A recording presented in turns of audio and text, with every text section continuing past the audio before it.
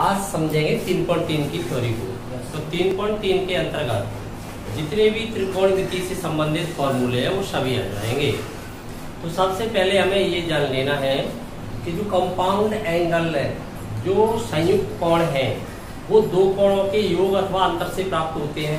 तो वहां पर यदि एक कोण आपका क्वाड्रेंटल एंगल है अर्थात चतुर्थांशीय कोण है, तब वो क्या हो जाता है, एलिमिनेट हो जाता है, उसका विलोपन हो जाता है और आंसर न्यून कोण के पदों में आ जाता है। जैसे हमने पहले देखा है कि अक्ष पर जो एंगल है वो π/2 के मल्टीपल होते हैं, π/2 के गुणज होते हैं और π/2 के गुणज जितने भी एंगल होंगे वो अक्ष पर स्थित होते हैं। तो अक्ष पर स्थित एंगल का क्या हो जाता है, विलोपन हो जाता है। जैसे कोई त्रिकोण की अनुपात निकाला, साइन ऑफ यहाँ पर आ गया 3π/2 माइनस थीटा, तो ये 3π/2 क्या है, क्वाड्रेंटल एंगल है। तो इस प्रकार से ये एंगल कैसे एंगल कहलाती है, एलिड एंगल, संबद्ध कोण कहती है, इनको कहते हैं संबद्ध कोण कहते हैं, एलिड एंगल कहते हैं। तो ये एलिड एंगल होते हैं, तब इनका एलिमिनेशन हो जाता है। अगर इनमें से कोई भी संबद्ध कोण नहीं है, मान लीजिए इस प्रकार से आ गया, साइन ऑफ यहाँ पर आ जाता है आपका π/4 माइनस π/6। अब इनमें संबद्ध कोण नहीं है अर्थात कोई भी क्वाड्रेंटल एंगल नहीं है, तब ये दोनों कैसे कहलाएंगे, कंपाउंड। कैसे कहलाएंगे, कंपाउंड एंगल कहलाएंगे। कंपाउंड एंगल हो जाएंगे अर्थात कंपोजिट एंगल कह सकते हैं, इनको कह सकते हैं संयुक्त कोण, कंपोजिट एंगल हो जाएंगे। ये संयुक्त कोण हो जाएंगे और संयुक्त कोण की स्थिति में हमें एक फॉर्मूला ओपन करना है, sine of a minus B या sine of a plus B. तो ये डायरेक्ट डिस्ट्रीब्यूट नहीं होगा, ऐसे नहीं होगा कि साइन π/4 माइनस साइन π/6 से लिख दें। यहाँ पर एक सूत्र का प्रयोग होगा। तो हमें अब जानना होगा कि वो फॉर्मूले कैसे प्राप्त होते हैं। तो हम डेरिवेशन के अंतर्गत आएंगे। सीधा फॉर्मूला को याद करने से कोई फायदा नहीं है। त्रिकोणमिति तीन कोणों की ज्यामिति है और त्रिकोणमिति के अंतर्गत जो भी अध्ययन करेंगे तो वहां पर ज्यामिति के द्वारा ही अध्ययन किया जाएगा। तो एक थ्योरम को जब हम प्रूव करते हैं तो थ्योरम के अंतर्गत 4 भाग होते हैं। सबसे पहला भाग होता है गिवन, आपको क्या प्राप्त हो रहा है, दिया क्या गया। उसके बाद आपको टू फाइंड या टू प्रूव, आपको क्या प्रूव करना है या क्या फाइंड करना है। तीसरा जो भाग होता है वो बहुत ही महत्वपूर्ण भाग है, वो कंस्ट्रक्शन का भाग है, रचना वाला भाग है। रचना वाला भाग संदर्भ को देखते हुए लिया जाता है कि आप किस संदर्भ में बात कर रहे हैं, वो किससे रिलेटेड है। त्रिकोणमिति तीन कोणों की ज्यामिति से रिलेटेड है और ज्यामिति के अंतर्गत भी सबसे छोटा सदस्य है उसका त्रिभुज, ट्राइंगल, तो ट्राइंगल से रिलेटेड है। ट्राइंगल के अंतर्गत भी केवल राइट एंगल ट्राइंगल से रिलेटेड है। किसी समकोण त्रिभुज की भुजाओं में जो अनुपात होते हैं उन अनुपातों को ही त्रिकोणमितीय अनुपात कहते हैं। तो हमें एक समकोण त्रिभुज की रचना करनी पड़ेगी, ये रचना का पार्ट रहा। ज्यामिति का प्रयोग करना पड़ेगा। त्रिकोणमिति के फॉर्मूले जब भी हम प्रूव करेंगे तो हमें ज्यामिति का सहारा लेना पड़ेगा और ज्यामिति के अंतर्गत भी केवल राइट एंगल ट्राइंगल का यूज करेंगे। तो ये भाग रहा कंस्ट्रक्शन का। इसके बाद एट लास्ट होता है प्रूफ, उत्पत्ति आप जिसे कहते हो, प्रमाण।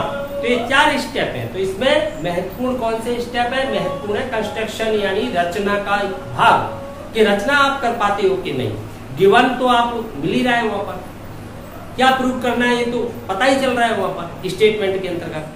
प्रूफ तभी करते हैं जब गिवन और आपने जो कंस्ट्रक्शन किया है दोनों का प्रयोग करते हुए हम प्रूफ करते हैं, उत्पत्ति करते हैं। तो देखिए यहाँ पर ये फॉर्मूले हम ड्राइव कर रहे हैं। जितने भी ट्रिग्नोमेट्रिक फॉर्मूले हैं आपके त्रिकोणमिति के अंतर्गत सभी को यहाँ ड्राइव करके देखते हैं। उसके बाद इनको एक सूची के रूप में, एक टेबल के रूप में लिख लेंगे। तो सबसे पहले डेरिवेशन में हम इसके लिए फॉर्मूला ला रहे हैं संयुक्त कोण। संयुक्त कोण में पहले नंबर पर कौन आता है, साइन। साइन से लेकर के त्रिकोणमितीय अनुपात कहाँ तक जाती है, कोसेक तक। तो सबसे पहले साइन के लिए फॉर्मूला लाते हैं, योग का, अंतर का, और इसी प्रकार से आगे बढ़ेंगे।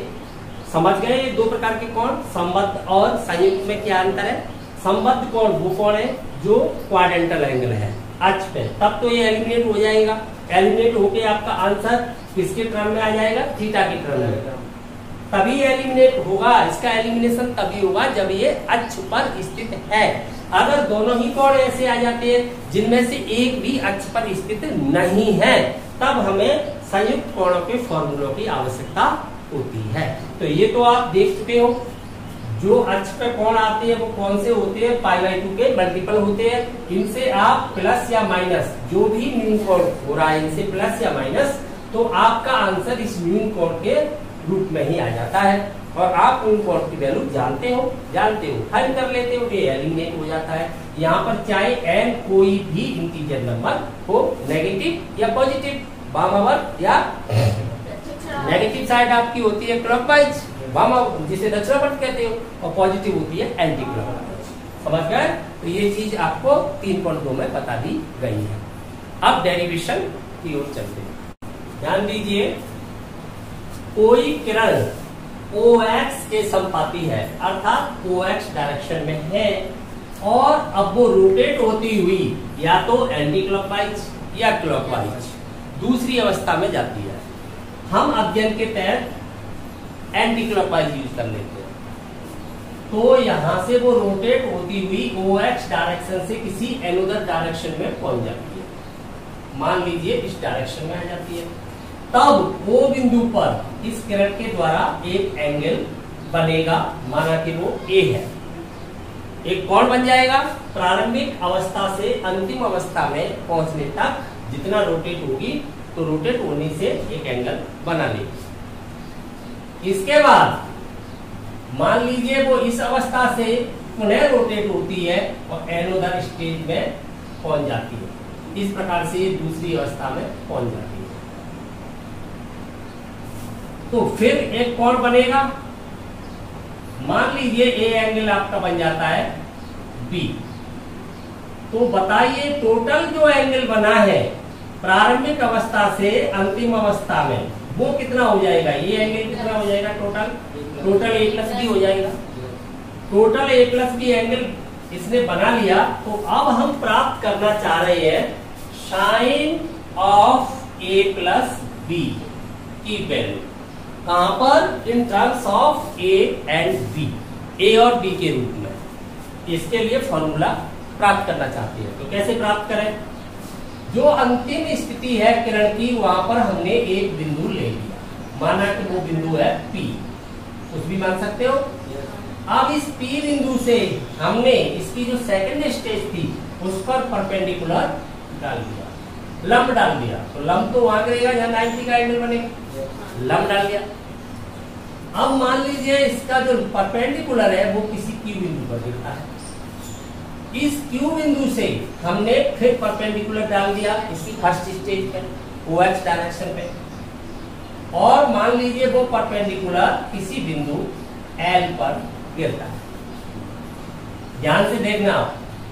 अब इस Q जो P बिंदु है उससे हमने सेकेंड स्टेज पे डाला है, अब हम फर्स्ट स्टेज पे, इसकी प्रारंभिक अवस्था पे परपेंडिकुलर डालते हैं। मान लीजिए N बिंदु पर गिरता है, क्लियर? और इस Q बिंदु से परपेंडिकुलर डालते हैं PM पर। देखते जाइए ध्यान से। ये परपेंडिकुलर डाला है हमने, तो ये 90 एंगल बनेगा। Q बिंदु से PM पर मान लीजिए R बिंदु, क्लियर?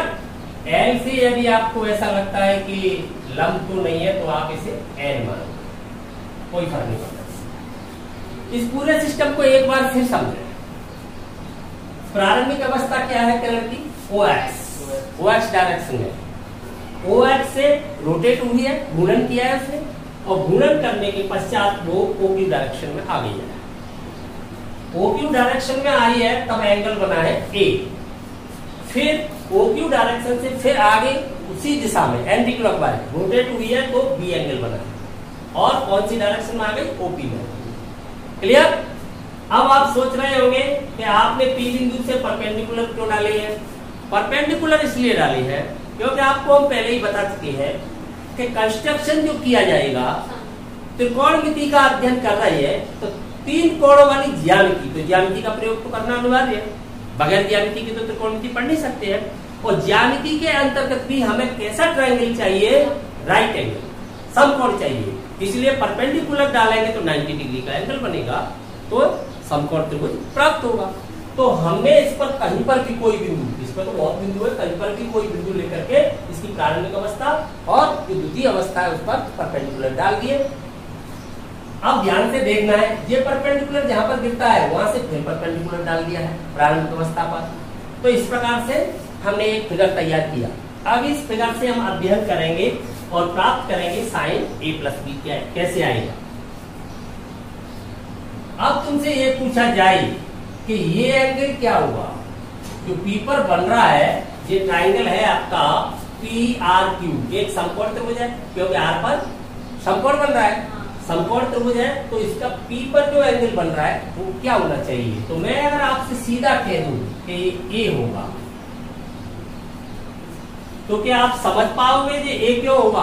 तो समझ लेते हैं कि A कैसे होगा।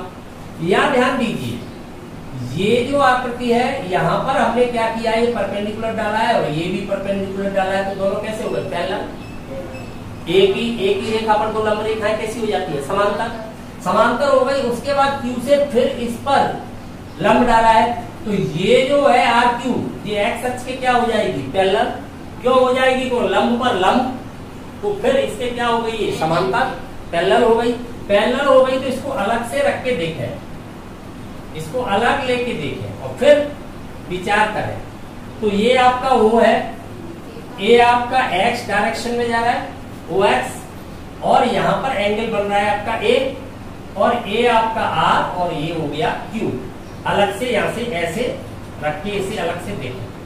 तो आप बताइए, A एंगल एकांतर कोण, अल्टरनेट एंगल हो गया, एकांतर कोण हो गया, क्योंकि दो समांतर रेखाओं को जब कोई ट्रांसवर्सल लाइन इंटरसेक्ट करती है, प्रतिच्छेदी जो तिर्यक रेखा है यहाँ पर OQ, तो जेड की आकृति में बनते हैं, वो कैसे कोण होते हैं, एकांतर कोण होते हैं, उनकी वैल्यू यूकल होती है। तो ये अल्टरनेट एंगल हो गए। तो ये वाला जो एंगल है आपका, ये एंगल आपका क्या हो जाएगा, A हो जाएगा, हो गया A। अब ध्यान दीजिए, पूरा एंगल है वो 90 का है, क्योंकि परपेंडिकुलर डाला हुआ है, यहाँ से लेकर के यहाँ तक ये पूरा एंगल 90 का है। तो जो अंदर है त्रिभुज के एंगल, अंतः कोण है त्रिभुज के अंदर बना हुआ है, वो कितना बचेगा, 90 माइनस A, कम हो गया उससे। Q पर एंगल कितना रह गया त्रिभुज में, 90 माइनस A, और ये एंगल कितना है, 90, और टोटल तीनों एंगल को अगर ऐड कर दूं तो त्रिभुज के तीनों अंतः कोणों का योगफल कितना होता है, 180, और ये कितना हो गया 90, और ये 90 माइनस A। और अगर ये मुझे फाइंड करना है तो तीनों को ऐड कर दूं तो कितना होना चाहिए, 180। तो 180 से इन दोनों को जोड़ के घटा देता हूँ तो फाइंड हो जाएगा। तो 180 से मैं इन दोनों को जोड़ देता हूँ, तो एक तो आपका 90 है ही, 90 डिग्री है, प्लस दूसरा है वो 90 माइनस A है, A वाला, और दोनों 180 से घटा दिए तो यही तो बचेगा। तो देखिए क्या बच रहा है आपके पास, जो A पर बना हुआ है, जो P बचेगा ना, R की वैल्यू 90, R पर बन रहा है उसकी, Q पर बन रहा है उसकी वैल्यू है 90 माइनस A, और दोनों को मैंने 180 से लेस कर दिया, सब्ट्रैक्ट कर दिया, तो फिर P एंगल ही तो बचेगा, तो उसकी वैल्यू क्या आ रही है, A प्राप्त हो गई। तो ये एंगल क्या हो गया, A हो गया। क्लियर, कोई शक। अब ध्यान दीजिए, हमें प्राप्त करना है sine of A plus B. तो समकोण त्रिभुज कौन सा वाला है, A प्लस बी वाला, OMP या PMO, A plus B angle के सामने वाला PM क्या कहलाएगा, परपेंडिकुलर, लंब हो गया। और समकोण यहाँ पर बन रहा है M पर, तो समकोण के सामने की भुजा क्या कहलाएगी, कर्ण, हाइपोटेन्यूज। तो OP क्या हो गया, कर्ण, और PM क्या हो गया, लंब A प्लस बी एंगल के लिए, और OM क्या हो गया, बेस, आधार। तो साइन में A प्लस बी एंगल के लिए क्या होना चाहिए, लंब अपॉन कर्ण, ये होना चाहिए कि नहीं होना चाहिए, लंब और कर्ण का अनुपाती तो साइन होता है। तो लंब क्या है यहाँ पर, PN, तो लंब का मान लगाइए PN अपॉन OP। क्लियर। अब जो PM है उसकी जगह पर PR प्लस RM, तो ये हो गया PR plus RM is divide by OP। कोई शक, आगे बढ़िए। जो आपका पी आर है वो तो साइड है, पी आर क्यू की एक साइड है, एक भुजा है, परंतु जो आर एम है वो किसी भी त्रिभुज की भुजा नहीं है। परंतु और जब तक भुजा नहीं है हम अध्ययन नहीं कर पाएंगे, समकोण त्रिभुज की भुजा में होनी चाहिए। तो आर एम की वैल्यू किसके इक्वल है? क्यू एन की। क्यों? ये क्या बन गया? रेक्टेंगल, आयत बन गया। तो यहाँ पर क्या रख रहा हूं मैं? Q N. तो यहाँ देखिए पी आर तो पी आर है ही, और आपका आर एम क्या हो गया? Q N. ये वैल्यू किसके इक्वल है? क्यू एन के अपॉन ओपी। अब अलग अलग डिवाइड कर देता हूं, तो ये प्राप्त होगा P R upon OP plus Q N upon OP. Clear? अब ध्यान दें, पी आर तो इस त्रिभुज की भुजा है, जबकि यहाँ पर जो ओपी आ रहा है, ओपी वो उस त्रिभुज की भुजा नहीं है। तो त्रिकोणमितीय अनुपात बन नहीं पाएंगे। बन नहीं पाएंगे तो मैं क्या करता हूं, यहाँ पर देखिए जो पी आर है, ये पी आर, तो इसी का कर्ण चाहिए मुझे, इसी का कर्ण यूज करूंगा मैं। क्योंकि कर्ण स्थिर रहता है, कर्ण नहीं बदलता। आधार के घटने पर लंब बढ़ता है, लंब के घटने पर आधार घटता है। तो कर्ण क्या है यहाँ पर? P Q. किसका? कौन सी वाली भुजा का? पी आर वाली का। तो मैं यहाँ पर क्या करता हूं कि P R is divide by P Q into P Q is divide by OP. तो आप ये बताइए, क्या मैं ऐसा कर सकता हूं? किसी भी बिंदु में समान राशि का मल्टीप्लाई कर रहा हूं मैं, जो अशून्य राशि है। क्यों? कर्ण तो हमेशा अशून्य राशि है, वो शून्य कैसे हो जाएगा? शून्य नहीं हो सकता। आधार तो शून्य हो सकता है एक बार को, लंब शून्य हो सकता है, जब साइन की वैल्यू 1 हो जाती है तब। कर्ण कभी भी शून्य नहीं हो सकता। तो मैंने कर्ण का मल्टीप्लाई कर दिया पी क्यू का। तो देखिए आप पी क्यू से लेफ्ट हो जाएगा, क्या मिलेगा आपको? P R upon OP. Clear? Plus आगे बढ़िए, क्यू एन को देखिए, क्यू एन एंगल ए वाले राइट एंगल की क्या है? परपेंडिकुलर है लंब इसका, इसका लंब है, तो इसका कर्ण क्या है? O Q. तो यहाँ पर Q N is divide by O Q into O Q upon OP. O Q left हो जाएगा, तो क्यू एन अपॉन ओपी है। क्लियर? अब ध्यान देंगे, P R upon P Q क्या बन गया? P R upon P Q. A angle के लिए लंब हो गई आर क्यू, लंब हो गई आर क्यू, आधार हो गया पी आर और कर्ण हो गया पी क्यू। तो ये बन गया आधार बटे कर्ण, बन गया। ए एंगल के लिए आधार बटे कर्ण क्या बन जाता है? कॉस। कौन सा एंगल है? ए। समकोण त्रिभुज पी आर क्यू में देखें, P R upon P Q की वैल्यू क्या हो गई? कॉस ए, क्योंकि आधार बटे कर्ण ए एंगल के लिए बन गया कॉस ए। अब पी क्यू अपॉन ओपी देखें, तो P Q upon OP, P Q upon OP कौन से ट्राइंगल में आ गए हम? राइट एंगल हो गया ओ क्यू पी या पी क्यू ओ। तो इसमें हम देख रहे हैं, तो ये बी एंगल के सामने का परपेंडिकुलर लंब, लंब बटे कर्ण। तो क्या बन गया बी एंगल के लिए? Sine B. तो ये क्या बन गया है आपका? Sine B plus Q N upon O Q, Q N upon O Q. समकोण त्रिभुज ओ एन क्यू में देखें, ए एंगल के लिए लंब बटे कर्ण ए एंगल के लिए, तो क्या बन गया ये? Sine A. अब देखिए O Q upon OP, O Q upon OP, समकोण त्रिभुज ओ क्यू पी में या पी क्यू ओ। तो क्या देख पा रहे हैं हम? आधार बटे कर्ण, ये लंब होगी सामने की, आधार बटे कर्ण, क्या बन गया? Cos B. तो एक फॉर्मूला हमें प्राप्त हुआ, अतः हमें एक फॉर्मूला प्राप्त हो रहा है कि साइन जब दो संयुक्त कोणों पर अप्लाई किया जाएगा तो बंटन नियम का पालन नहीं करेगा, अपितु ये प्राप्त होगा। तो ये प्लस में है, इसी को भी आगे पीछे लिख सकते हैं। Sine A cos B plus cos A sine B. ये फॉर्मूला हमें फाइंड हुआ कि sine of A plus B की वैल्यू है वो sine A cos B plus cos A sine B होगा। इससे हम मान लीजिए हम वैल्यू साइन 15 डिग्री की प्राप्त करना चाहते हैं या साइन 75 डिग्री की वैल्यू प्राप्त करना चाहते हैं, तो कैसे प्राप्त करें? हमारे पास 75 डिग्री की तो वैल्यू होती ही नहीं है। तो इसे हम दो ऐसे कोणों में तोड़ लें जिनको हम जानते हैं, वो न्यू कोण हम जानते हैं, तो इसको हम लिख सकते हैं sine of 45 degree plus 30 degree. अब बताइए, ये फॉर्मूला ओपन हो जाएगा, तो ए की वैल्यू 45, बी की वैल्यू 30 डिग्री, तो इस फॉर्मूले से आंसर आ जाएगा। और आप इसे यूज कर सकते हो, sine of 45 degree cos of 30 degree plus cos of 45 degree and sine of 30 degree, और ये वैल्यू आपको आती है, सॉल्व कर लेंगे आंसर। अन्यथा आप 75 डिग्री की वैल्यू फाइंड नहीं कर सकते थे।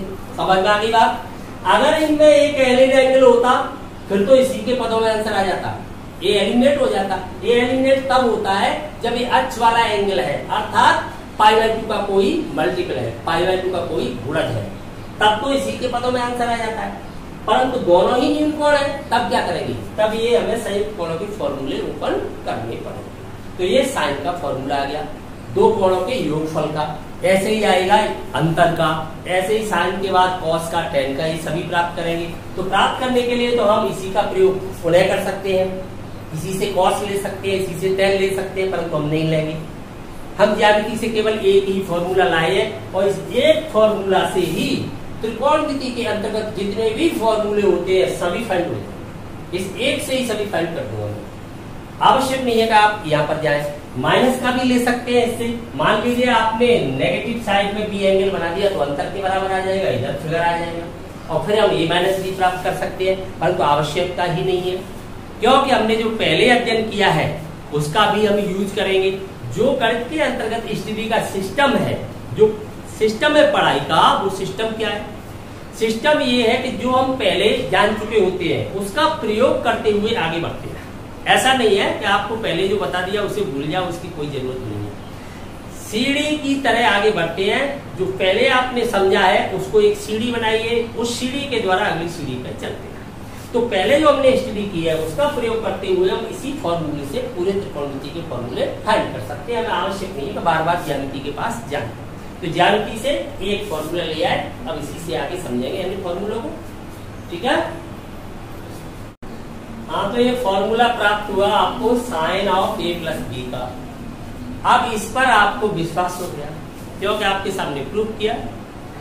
गणित के अंतर्गत बस ये ध्यान रखिए, विश्वास उसी पर कीजिए जिसे आप प्रूव कर सकते हो, जिसका आपके पास प्रमाण है। और जिसका आपके पास प्रमाण नहीं है वो समझ लीजिए गणित के अंतर्गत आपकी कमजोरी है, वही कमजोरी है आपकी जिसका आप प्रमाण नहीं दे सकते। आपसे पूछा जाता है किसी भी फॉर्मूले के बारे में या किसी भी स्टेटमेंट के बारे में, तो आप लौट करके ये कह देते, तो ये नहीं पता ये कहां से आया, तो समझ लीजिए आप वही कमजोर हो। अगर आप उसका जवाब दे सकते हो, गणित आपका कमजोर हो ही नहीं सकता। तो इस पे आपको भरोसा क्यों है? क्योंकि आपके सामने हमने इसे प्रमाण दिया है, प्रूव किया है। क्लियर? अब इस पे भरोसा है तो इसके द्वारा जो भी फॉर्मूले बनाए जाएंगे उनका भरोसा हम कर लेंगे आसानी से, क्योंकि ये सत्य है। क्लियर? तो आगे मान लीजिए हमें जरूरत पड़ती है sine of A minus B की, ये हमें चाहिए। अंतर भी तो हो सकता है भाई। संयुक्त कोण का मतलब क्या है? कंपोजिट एंगल्स का मतलब ये है कि योग अथवा अंतर से दो अथवा दो से अधिक कोण भी हो सकते हैं। हम पहले केवल दो कोणों पर चर्चा कर रहे हैं, ये आवश्यक नहीं है sine of A plus B plus C plus D ऐसे भी हो सकता है। किरण कितना भी घूम घूम के अलग अलग अवस्था में जा सकती है, पर पाठ्यक्रम को ध्यान में रखते हुए हम केवल दो एंगल पर बोल रहे हैं। क्लियर? तो sine of A minus B क्या होना चाहिए? तो इसी फॉर्मूले से प्राप्त करेंगे। फॉर्मूला क्या है? प्रारूप है। तो यही प्रारूप हमें तैयार करना पड़ेगा। तो देखो इसे तैयार कर रहा हूं। ए प्लस माइनस बी सही हो तो मान लेना, गलत हो तो मत मानना। क्या यही है ये? क्या एक नेगेटिव नंबर को जोड़ दे तो वो सब्ट्रैक्ट हो जाता है? आप 5 में से 2 घटा दें और मैं 5 में -2 जोड़ूंगा, फिर दोनों आंसर चेक करेंगे। क्रिया तो अलग अलग है, आप घटा रहे हो मैं जोड़ रहा हूं, लेकिन आंसर सेम आ रहे हैं। समझ गए? तो घटाना किसी नेगेटिव नंबर को जोड़ने के बराबर होता है। तो नेगेटिव नंबर को जोड़ दिया तो हम समझ गए कि इसी फॉर्मूले के अंतर्गत फॉर्म यही बन गई, दो एंगलों का योग हो रहा है। यहाँ पर एंगल ए और माइनस बी है, जबकि यहाँ पर एंगल ए और बी है। तो बी के स्थान पर हमें क्या रख देना चाहिए इसी में, माइनस बी। जो फॉर्म तो वही है ना, तो बी की जगह पर हम क्या रख देंगे, माइनस बी। ए की जगह पर तो ए ही है, तो ए के स्थान पर तो ए रखेंगे और बी की स्थान पर हम क्या रख देंगे, minus B. Clear? Cos of A sine of, और अभी आपको मैंने बताया था कि जो आपने पहले अध्ययन कर लिया है पूर्व में, उसका यूज अवश्य करेंगे। तो आपको पता है sine of minus theta fourth quadrant, zero minus theta, quadrantal angle zero है, जीरो से आप फोर्थ में जा रहे हो तो न्यून कोण में ये आंसर आएगा, और जीरो एलिमिनेट पहले से ही है, वो तो एलिमिनेट हो ही जाता है क्वाड्रेंटल एंगल। तो बताइए फोर्थ क्वाड्रेंट के अनुसार चिन्ह आएंगे, तो एएसटीसी से आपको पता है कॉस तो नो इफेक्ट, पॉजिटिव है, साइन नेगेटिव आ जाएगा। तो फॉर्मूला फिर क्या फाइंड हो जाएगा आपको, sine of A cos of B, ये तो यही रहेगा, ये माइनस आ जाएगा, cos of A sine of B. Clear? कोई शक? तो आप इसी में एडजस्ट कर दूं अब दोनों फॉर्मूले में, प्लस तो प्लस लीजिए, माइनस माइनस लीजिए, दोनों दो फॉर्मूले हो गए, एक में से दो आ गए। अब हमें कॉस का भी चाहिए, तो देगा तो वही, क्या देगा तो वही ना।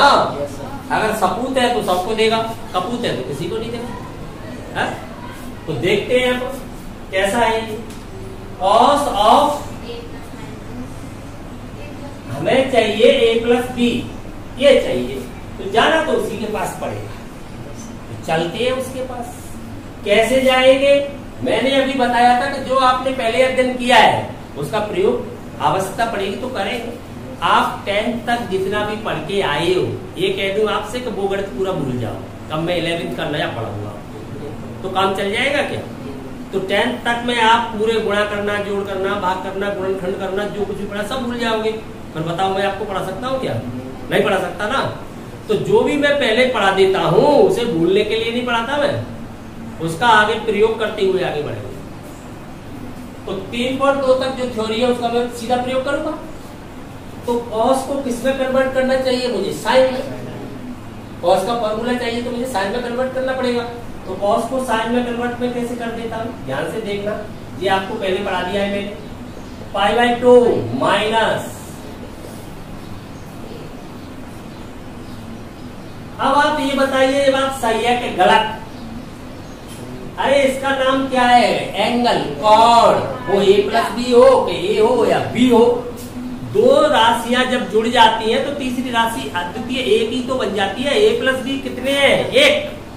a प्लस बी कितने कोण है? एक। जबकि a और b अलग अलग दो कोण है, लेकिन जब वो अंडर ऑपरेशन आ गए हैं, एडिशन के अंतर्गत आ गए हैं, तो ऐड होने से क्या बन गया है? कौन सा गुणधर्म है? क्लोजर प्रॉपर्टी, समवर्त नियम, यही तो होता है। तो ये एक ही तो एंगल है, तो कॉस कोण युगल होता है साइन π/2 माइनस कोण। पढ़ाया आपको? साइन π/2 ये नहीं पढ़ा आपने? साइन π/2 माइनस थीटा युगल हो जाता है कॉस थीटा। चेंजर लाइन से जा रहे हो, π/2 का विषम गुणज है भाई, h पर आ गया, फर्स्ट क्वाड्रेंट और पॉजिटिव, तो मैंने ये तो लगाया है π/2 minus theta, sine π/2 minus theta को कॉस थीटा कहते हैं। क्लियर होगी बात? अब आगे बढ़िए। साइन ऑफ, ध्यान से समझिए, डरिए मत, डर को निकालिए, क्योंकि डर के आगे, डर से पहले तो नहीं है, माउंटेन ड्यू पीते हो, क्या लगा होता है? डर के आगे पहले तो नहीं है, तो डरोगे तब तक तो नहीं जीत है, तो डर निकालिए पहले, तो समझिए। प्लस अगला एंगल है आपका, क्या रह जाता है? Minus B. अब तो आपके पास माइनस का भी फॉर्मूला है, इस पर भी भरोसा कर लोगे, माइनस वाले का भी यूज कर सकते हो, जो पहले पढ़ते जाए उसका यूज आगे करते जाए, तो डायरेक्ट यूज कर लो इसका। जरूरत क्या है फिर इस तरह वापस इतना पीछे जाने की जरूरत क्या है? यहीं से आगे बढ़ जा। तो अब किसका प्रयोग करें? साइन ए माइनस बी का। साइन ए माइनस बी की वैल्यू वो आपकी क्या होती है? माइनस आता है, तो लगाइए इसमें। तो इसको देखेंगे तो बताइए ए के स्थान पर आप क्या रखोगे? π/2 माइनस ए। बी के स्थान पर बी। अगर मैं इसके प्लस वाले का प्रयोग कर लेता तो बी के स्थान पे माइनस बी रखना पड़ता, तो एक स्टेप और पीछे हट जाता। जब मैं एक सीढ़ी आगे आ गया हूं तो तीसरी सीढ़ी पे क्यों जाऊं? उसी को आगे सीढ़ी बनाते हुए आगे बढ़े। पढ़ाई का यही सिस्टम है, क्रम वाइज चले। तो ए मैं साइन ए माइनस बी का प्रयोग कर रहा हूँ, तो ए के स्थान पर क्या हो गया है? π/2 माइनस ए, और बी के जगह पर क्या है? बी है। तो ए की एंगल तो बदलना है मुझे साइन के अंतर्गत, साइन ए माइनस बी में, तो बदल रहा हूँ। देखिए इस फॉर्मूले में जा रहा हूँ, साइन ए के स्थान पर क्या लिख रहा हूँ मैं, pi by two minus A. B तो बी है ही, इसका तो टेंशन ही नहीं है, कोई फॉर्मूला यूज कर रहा हूँ, माइनस की जगह माइनस है, माइनस वाला फॉर्मूला प्रयोग में ला रहा हूँ। कॉस ऑफ ए के स्थान पर क्या लिख रहा हूँ मैं, pi by two minus A. B no change, B तो बी है, तो क्या प्राप्त होगा, ये आपको फिर पता है, ये लिखा हुआ है sine pi by two minus angle cos angle, तो ये क्या बन गया कॉस ए, तो ये बन जाता है आपका कॉस ए, और ये तो आपका लिखा ही है कॉस बी, और यहाँ पर माइनस का क्या बन जाता है साइन ए, और ये बन जाता है साइन ऑफ बी। तो ये फॉर्मूला किसका फाइंड हो गया है, cos of A plus B का।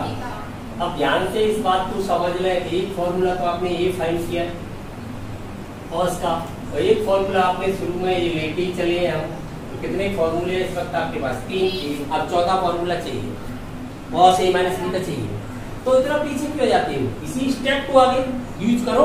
तो अगर गणित के अंतर्गत आप स्टेप बाय स्टेप बढ़ते हो, कोई दिक्कत ही नहीं है, पीछे वाले स्टेप आप पे कमजोर पड़ जाएंगे, एक सब गणित नीचे चला जाएगा। कोई भी क्लास आपकी निकाल दूं मैं इस वक्त 8th को 9th को, या आपकी चलो नर्सरी को निकाल देता हूँ, तो नर्सरी के अंतर्गत तो आपने क्या डिजिट्स ली थी, डिजिट्स अंक पूरा गणित खत्म, तो किसी क्लास को निकाला नहीं जा सकता, हर क्लास का अस्तित्व है, हर क्लास का महत्व है, इंपोर्टेंस है कि नहीं है क्लास का, तो एक के ऊपर एक, एक के ऊपर एक, ऐसे ही तो चलता है गणित। हर क्लास में पढ़ाई करनी चाहिए कि नहीं करनी चाहिए, हर क्लास में समझना चाहिए, वैसा नहीं है कुछ बच्चे सोच लेते चलो 11th है लोकल क्लास है क्या पढ़ेंगे, 12th में पढ़ लेंगे, पढ़ कैसे लेंगे, आप उस सीढ़ी से आगे बढ़ोगे कैसे, पैर कहाँ रखोगे, क्या बढ़ सकते हो आप, तो आप देख रहे हैं सिस्टम, इस फॉर्मूला से ये अपने आप फाइंड हुआ, इस फॉर्मूला को हमने सीढ़ी बनाया तो अगला फॉर्मूला फाइंड हुआ, इस फॉर्मूला को सीढ़ी बनाऊंगा तो अगला फॉर्मूला फाइंड होगा।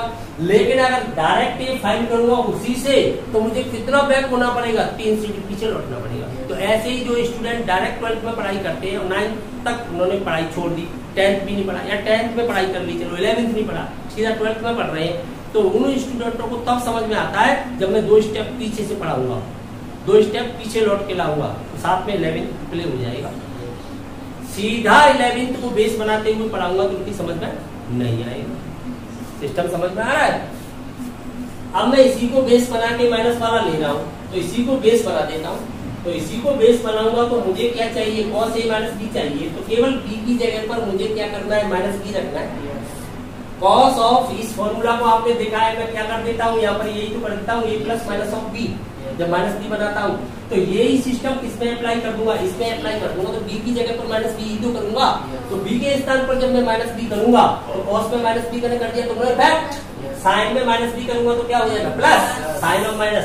तो अब मुझे टाइम कम लगेगा ना, अब प्ले करने में टाइम कितना लगा, तुरंत, जब पहले को काम मैंने कर लिया है, अनुभव हो गया है, इसी को तो कहते हैं अनुभव। एक्सपीरियंस क्या है, यही एक्सपीरियंस है जो आपको अभी जवाब दे दिया एक्सपीरियंस ने। एक्सपीरियंस किसे कहते हैं, आपने ये काम पहले कर लिया तो तुरंत बता दिया कि केवल यहाँ प्लस हो जाएगा, साइन में जाएगा तो माइनस में। क्लियर हो गई बात, 4 फॉर्मूले हो गए। अब चलते हैं हम 10 की ओर, 10 में भी तो चाहिए हमें, तो हमें फॉर्मूला चाहिए tan of A plus B. मैंने पहले ही कहा है कि छोटी क्लास का अस्तित्व कभी भी नकार नहीं सकते, तो हमने पहले अध्ययन किया है त्रिकोण के संबंधों का, tan जब साइन और कॉस दोनों हमारे पास होते हैं तो हम tan आसानी से ले सकते हैं, क्योंकि साइन और कॉस का जो रेशियो है, जो अनुपात है, वही तो tan है, तो इसलिए दोनों से कह दूं कि आ जाओ भाई, तो दोनों आ जाएंगे। तो हमें पता चल रहा है कि sine A plus B is divide by cos of, angle समान होता है तभी तो, ऐसा तो हो नहीं सकता कि यहाँ ए यहाँ बी हो जाए, सेम एंगल में होना चाहिए, तो ये बन जाता है कि नहीं बन जाता है, ऐसा मत कर देना कि ऊपर साइन ए नीचे कॉस बी, कुछ नहीं बनेगा, सेम एंगल में होता है।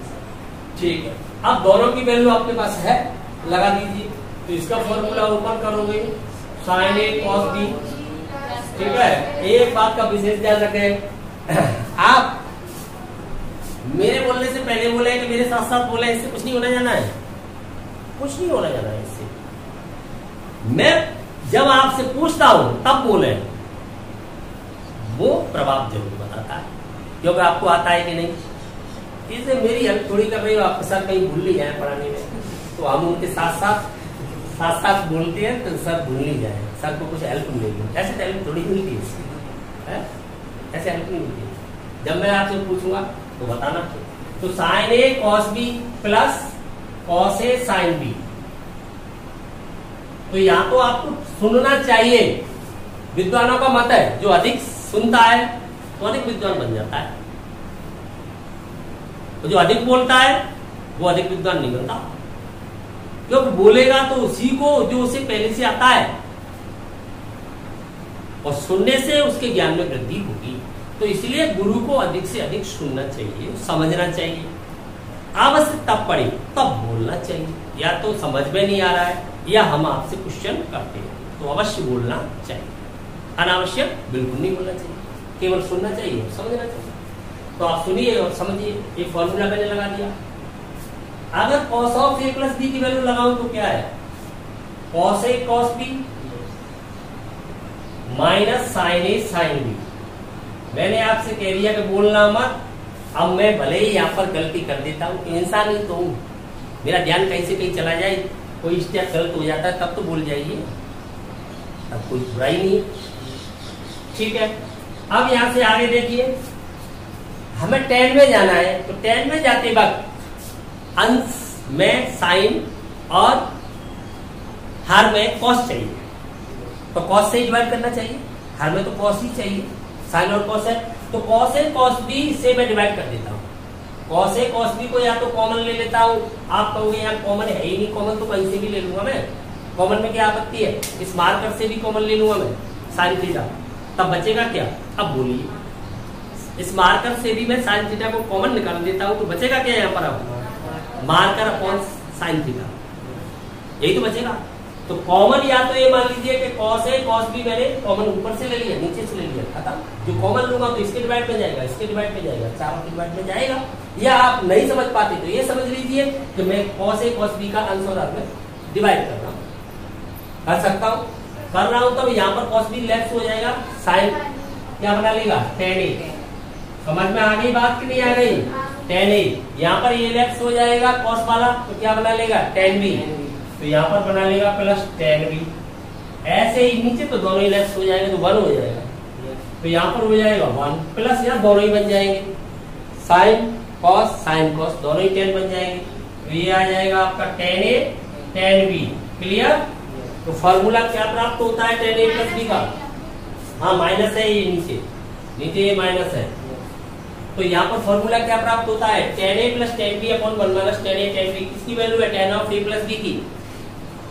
तो tan of a plus b का जो फॉर्मूला है आपके पास वो आ जाता है tan of a plus b equal tan a plus tan b is divide by 1 minus tan a into tan b। Clear. ये फॉर्मूला आपका tan का आ गया, दो एंगलों के योगफल का।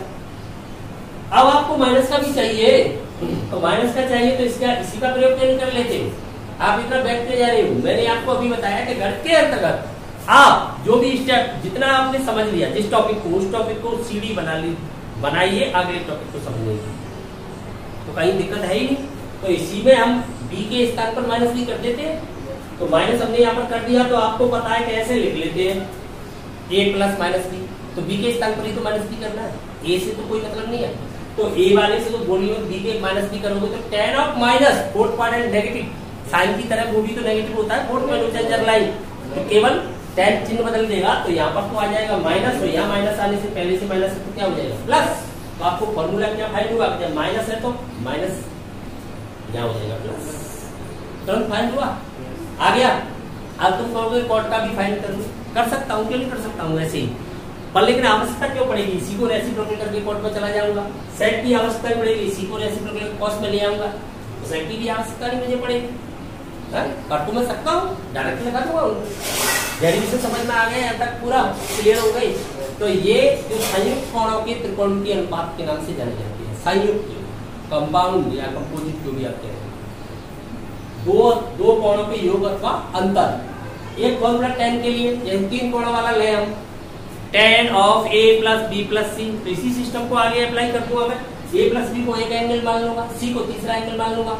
अब दो एंगल के फॉर्मूले से ओपन हो जाएगा, फिर वो अलग आएगा a प्लस b, ओपन हो जाएगा, ऐसे 3 का बन जाएगा। तो इसी को सीढ़ी बनाते हुए हम चाहे जितने एंगल का फॉर्मूला आगे बना सकते हैं। पाठ्यक्रम के अनुसार इतना काफी है, पूरा सिस्टम समझ में आ गया। इससे आगे हम अन्य फॉर्मूलों की ओर बढ़ते हैं। सबसे पहले हमने ये फॉर्मूला प्राप्त किया है। अब हम इसमें क्या कर देते हैं, ए यूकल बी, यूकल दोनों की जगह पर क्या लगा देते हैं, थीटा, या ए यूकल बी लगा दे, बी यूकल ए लगा दे, तो ए में आ जाएगा, बी में आ जाएगा, या थीटा में दे दे, उससे कोई फर्क नहीं पड़ेगा। दोनों की जगह पर थीटा लगा दूं तो यहाँ पर क्या बन जाएगा, थीटा हो जाएगा, जो कि थीटा प्लस थीटा कितना, थीटा, 2 थीटा।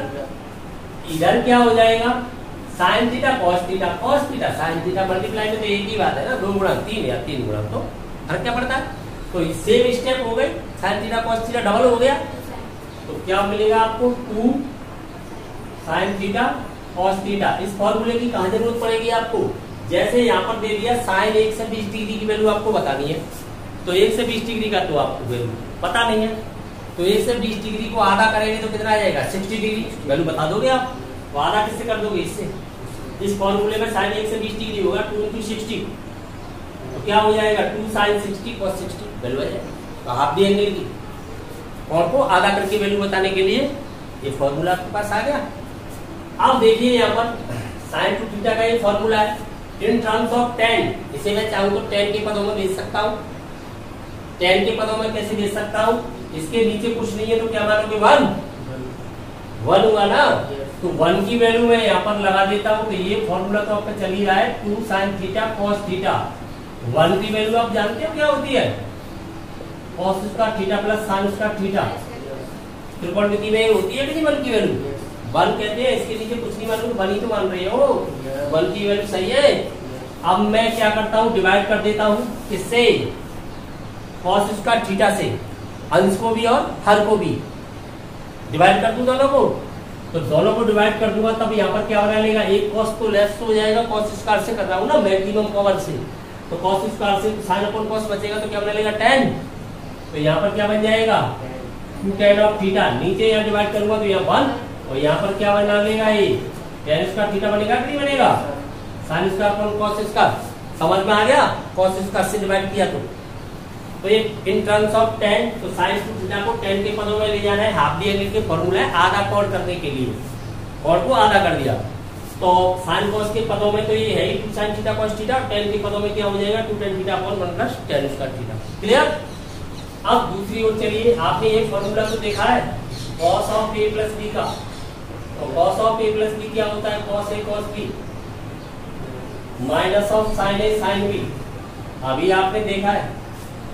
अब यहाँ पर भी यही काम कर देता हूँ, a ऊपर b ऊपर थीटा लगा देता हूँ, तब इधर क्या बना लेगा, ये cos 2 थीटा, इधर क्या हो जाएगा, ध्यान दीजिए, cos थीटा दोनों थीटा है तो cos स्क्वायर थीटा हो जाएगा, तो ये क्या हो जाएगा, cos स्क्वायर थीटा, और ये क्या हो जाएगा, sin स्क्वायर थीटा। एक फॉर्मूला फिर हाजिर हो गया आपके पास, आप देंगे का cos 2 थीटा, तो cos square theta minus sin square theta. ये भी तो आपको आता है, cos square plus sin square की वैल्यू 1 होती है, 1 होती है, तो इसको अकेले cos के और sin के पदों में भी भेज सकते हो। तो जैसे यहाँ पर मैं लगाऊंगा 1 minus sin square, 1 minus sin square cos square को, तो 1 माइनस sin स्क्वायर यहाँ से मिल जाएगा, क्या हो जाएगा, sin के पदों में 1 माइनस 2 sin स्क्वायर थीटा। समझ में आ गया, ये 1 माइनस sin स्क्वायर लिख दिया, माइनस sin स्क्वायर ये। अब मैं चाहूंगी इसे cos के पदों में भी तो भेज सकता हूँ, अकेले cos के पदों में ये क्यों कर रहा हूँ, जैसे cos 2 थीटा से डायरेक्ट आपको sin थीटा का मान है आधे एंगल का, तो सीधा मान फाइंड हो जाएगा, cos का मान है तो सीधा cos से फाइंड हो, दोनों का फाइंड हो जाएगा। तो यहाँ पर इसको मैं भेजूंगा तो क्या हो जाएगा, 1 माइनस cos स्क्वायर लगाऊंगा, माइनस आ गई है तो 1 तो नेगेटिव हो जाएगा, cos स्क्वायर पॉजिटिव होगी, इसमें ऐड हो जाएगा, तब ये क्या हो जाएगा, 2 cos स्क्वायर थीटा माइनस 1। अब मैं इसे tan के पदों में देखना चाहता हूँ, tan के पदों में देखूंगा तो इसके नीचे कुछ नहीं, तो क्या मानोगे आप, 1 की वैल्यू क्या है, cos square theta plus sin square theta, यही तो है। तो इसे आप कैसे लिख लोगे, देखिए ऐसे लिख लोगे आप इसे, cos square theta minus sin square theta is divide by cos square theta plus sin square theta. अब आप cos स्क्वायर से डिवाइड कर दो दोनों को, तो क्या फाइंड हो जाएगा आपको tan की टर्म में, बताइए। यहाँ पर तो 1 बना लेगा, cos स्क्वायर से कर रही हो, यहाँ पर बना लेगा tan स्क्वायर थीटा, और यहाँ पर बना लेगा 1 प्लस tan स्क्वायर थीटा। समझ में आ गया, तो tan के पदों में cos 2 थीटा की ये वैल्यू हो जाएगी, केवल sin के पदों में ये हो जाएगी, केवल cos के पदों में ये हो जाएगी, और दोनों cos और sin के पदों में ये हो जाएगी। तो जिसकी भी ज्यादा जरूरत है वो यूज कर लें। क्लियर होगी बात। तो कहीं से कोई नया सीख के ला रहे हैं, उसी का प्रयोग करते हुए आगे बढ़ रहे हैं कि नहीं बढ़ रहे हैं। अब हमें फॉर्मूला जैसे tan टू थीटा चाहिए, ध्यान दें यहाँ पर। अब हमारे पास जब sin टू थीटा मौजूद है, cos टू थीटा है, तो नहीं ला सकते tan, तो क्या हो जाना चाहिए sin two theta is divide by cos two theta, है कि नहीं है। sin टू थीटा की वैल्यू कहाँ है, ये रही, और ये वैल्यू है, तो कन्वर्ट करके आगे लिया हमने, तो ये वैल्यू यहाँ पर लगाएंगे तो ये वैल्यू क्या है आपकी 2 sin theta cos theta, clear. और ये वैल्यू आपकी क्या है cos square minus sin square, cos का theta minus sin square theta, divide कर दीजिए आप cos स्क्वायर थीटा से, जैसे आपने ये डिवाइड किया था अभी cos स्क्वायर थीटा से, तो केवल यह माइनस सी तो आ जाएगा, केवल यह माइनस सी तो आ जाएगा, वही तो फॉर्म में पूरी केवल माइनस सी तो आ जाएगा वहां पर। तो फिर क्या आ जाएगा आपके पास 2 tan theta upon 1 minus tan square theta. यहाँ ध्यान रखना चाहिए, जब sin टू थीटा को tan के पदों में ले जाओगे हाफ दी एंगल में तो वहाँ प्लस होता है, जब tan टू थीटा को हाफ दी एंगल में ले जाओगे तो यहाँ माइनस होता है। बस यही गड़बड़ कर देती है बच्चे, यहाँ ध्यान रखना चाहिए, क्लियर। बाकी तो सेम फॉर्म है। अब आपको cos टू थीटा चाहिए तो वो तो हो ही जाएंगे, उनको तो डायरेक्ट लिख लेंगे, रेसिप्रोकल से आ जाएंगे सीधे। यहाँ तक बात क्लियर, कोई शक। अब मुझे फॉर्म चाहिए sin 3 थीटा की, 3 थीटा चाहिए, 3 थीटा तक अपना काम चल जाता है। तो 3 थीटा को आप कैसे लिख सकते हो, sin of 2 theta plus theta, वो तो बताओ होता है कि नहीं 3 थीटा। ए की जगह पर क्या रख दोगे 2 थीटा, बी की जगह पर क्या रख दोगे थीटा, या भले ही थीटा प्लस थीटा करो उसको तो नहीं पड़ रहा, क्लियर होगी बात। आपके पास फॉर्मूला है sin a प्लस बी, यहीं से फिर चले हम, ये चलेंगे यहीं से, तो ये फॉर्मूला महत्वपूर्ण है कि नहीं है, पूरी त्रिकोणमिति के प्ले कर रहा है ना, ये प्ले करते हुए आगे अपने आप चला जाए।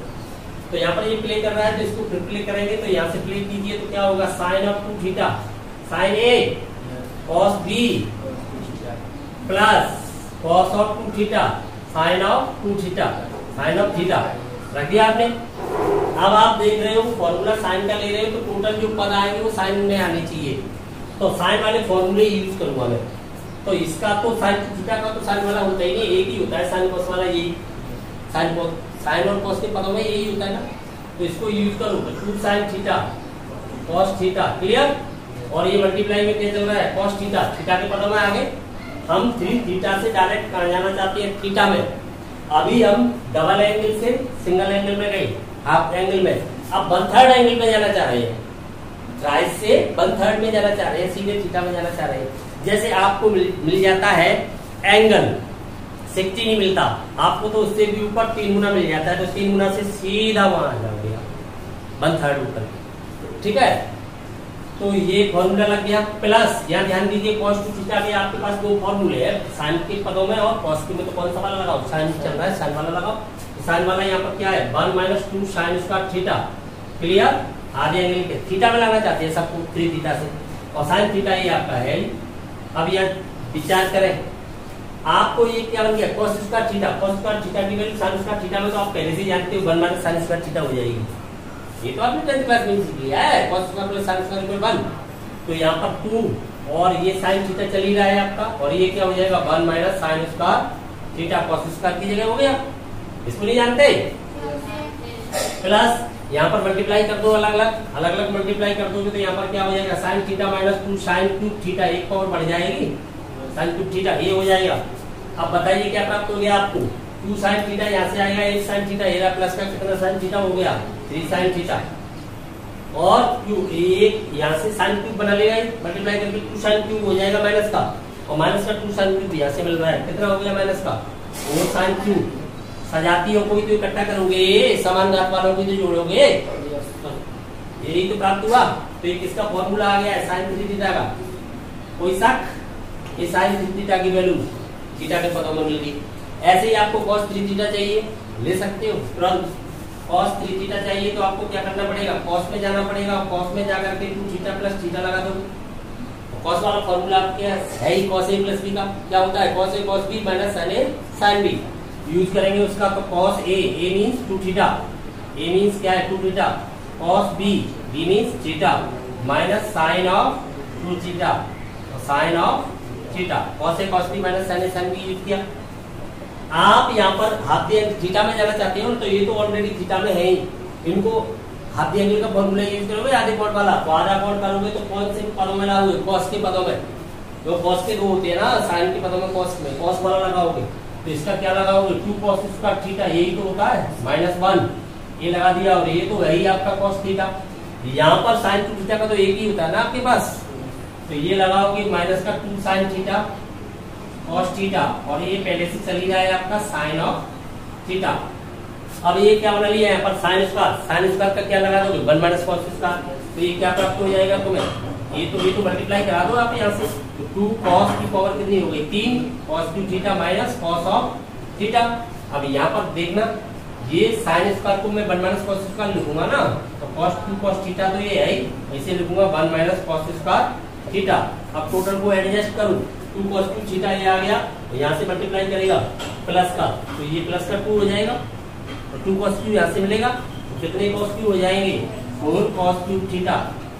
प्रोसेसर हल्का तो नहीं पड़ रहा है, तो फास्ट नहीं कर पाते हो, गणित के अंदर मैं बता चुका हूँ, जितनी स्पीड उतने आप इंटेलिजेंस, स्पीड से संबंधित सीधा गणित। तो देखिए यहाँ पर ये हो गया 4 cos 2 थीटा, यहाँ से देखिए माइनस का 1 cos थीटा, माइनस के 2 यहाँ से बचेगा, तो माइनस का कितने cos थीटा हो गया? 3 cos थीटा। तो फॉर्मूला आपको मिल गया किसका? cos 3 थीटा का। कोई शक? ये cos 3 थीटा का मिला, ये आपको sin 3 थीटा का फॉर्मूला मिल गया। tan 3 थीटा में टाइम कितना लगेगा? डिवाइडिंग तो करना है, इतनी सी जगह में आ जाएगा, दिक्कत कहाँ है? tan 3 थीटा आपको लेना है, tan क्या होगा? sin of 3 theta is divide by cos of 3 theta, बन गया। और यहीं से डिवाइड कर दो सीधा, आपको पता है cos क्यूब से डिवाइड करोगे सीधा, बड़ी घात से तो करोगे cos क्यूब से, तो यहाँ पर क्या बना लेगा, वहां पर क्या बना लेगा? लिख दो डायरेक्ट, क्या बना लेगा? आप तो समझदार हो, तो समझ गए हो, ये बना लेगा 3 tan theta minus tan cube theta upon 1 minus 3 tan square theta. आप यहाँ से नहीं मांगते हो, यहाँ से नहीं मांगते तो वहां से मांग लो, tan of 2 theta plus theta, tan a plus B से ले लो, जरूरी थोड़ी है आप यहीं से निकालोगे फॉर्मूला, वहां से भी निकाल के ला सकते हो, tan of a plus B 2 theta plus theta, उसे आप ये कन्फर्म हो गई ये बात। यहाँ तक ये फॉर्मूले समझ में आ गए। इसके बाद हम आगे फॉर्मूले देखते हैं। ये फॉर्मूले आपने देख लिए, sin a प्लस बी या sin a minus B, cos a plus B, cos a minus B, समझ में आ गए। यदि हम sin of a plus B add कर दे इसमें sin of a minus B, तो क्या फाइंड होगा हमें? आप देख सकते हो sin a प्लस बी में या प्लस आता है, a माइनस बी करता हूँ जब माइनस आ जाता है, दोनों को मैं ऐड करता हूँ, तो उस वक्त यही तो प्लस हो जाएगा। जोड़ने पर एक में प्लस का होगा स्टेप, एक में माइनस का होगा, आप प्लस वाली वैल्यू यहाँ रखोगे, माइनस वाली वैल्यू को यहाँ रखोगे, तो यही तो डबल हो जाएगी, तो सीधा समझ सकते हो। तो आपको प्राप्त हो जाएगा 2 sin a cos b, clear, ये फाइंड हो गया। यदि मैं sin of a plus B से सब्ट्रैक्ट कर दूं sin of a minus B को, तो आपके पास क्या रह जाएगा बताओ?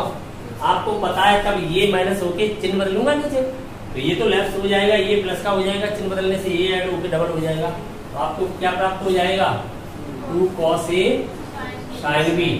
दोनों में क्या अंतर आया देखो, sin की जगह cos, cos की जगह sin वाला स्टेप आ गया, एंगल बदल गए। अगर मैं यहाँ पर ऐसा कर दूं cos of a plus B, मैं ऐड कर रहा हूँ cos of a minus B को, ध्यान से समझना। चलिए वहां पर देखिए cos a cos b, अब इनको ऐड करूंगा तो ये वाला स्टेप खत्म हो जाएगा, ये तो डबल हो जाएगा, तो यहाँ पर क्या प्राप्त होगा आपको? 2 cos a cos b, clear. यदि मैं यहाँ पर cos of a minus B से सब्ट्रैक्ट कर दूं cos of a plus B को, आप सोच रहे होंगे आपने उल्टा लिख दिया, इसे उल्टा मैंने इसलिए लिख दिया, अभी इधर नेगेटिव आएगा तो नेगेटिव ले लगाना पड़ेगा मुझे। सब्ट्रैक्ट करूं, सब्ट्रैक्ट करोगे तो आपके cos a प्लस बी की वैल्यू है cos a cos b minus, और सब्ट्रैक्ट करने पर फिर ये भी क्या है, तो चिन्ह बदल जाएगा, लेकिन ये भी तो माइनस हो जाएगा, माइनस माइनस तो माइनस का ही तो आएगा, तो अब माइनस का नहीं आएगा, तो उल्टा सब्ट्रैक्ट कर दिया ना, प्लस हो जाएगा। समझ में आ रही है बात? आप ऐसे सब्ट्रैक्ट करोगे तो माइनस का ही तो आ रहा है, लेकिन माइनस का चिन्ह मैंने कहा ले लिया, उल्टा कर दिया जाए, तो क्या मिलेगा आपको? 2 sin a sin b। घबराने की कभी भी जरूरत नहीं है, आप समझ ले, आप तो सीधा ऐसे सब्ट्रैक्ट करके देखे तो यहाँ माइनस आ रहा है कि नहीं आ रहा है, तो माइनस में निकाल लीजिएगा, आपको वही फॉर्म प्लस वाली रखने के लिए। अगर आप यहाँ पर प्लस करते हो या माइनस करते हो तो बस ये नेगेटिव होगा, ये तो बचेगा। ये बात समझ में आ गई? तो अब जल्दी से ये समझ लीजिए कि अगर हम ऐसा मान लेते हैं, let a plus B equal C and a minus B equal मान लेता हूं मैं d, एक ही कोण के रूप में मान लेता हूं इनको। ये कब काम आएंगे? जब कोई दो कोण साइन साइन में जुड़ेंगे, sine C plus sine D, कोई दो कोण का योग हो रहा है साइन का, तो डायरेक्ट हम इस फॉर्मूले का प्रयोग कर सकते हैं। क्लियर? ये तब काम में आएंगे जब दो कोणों का योग और अंतर का साइन दिया है, तब हम उन्हें अलग अलग ए और बी के रूप में प्राप्त कर सकते हैं। तो दोनों का ही प्रयोग किया जाएगा।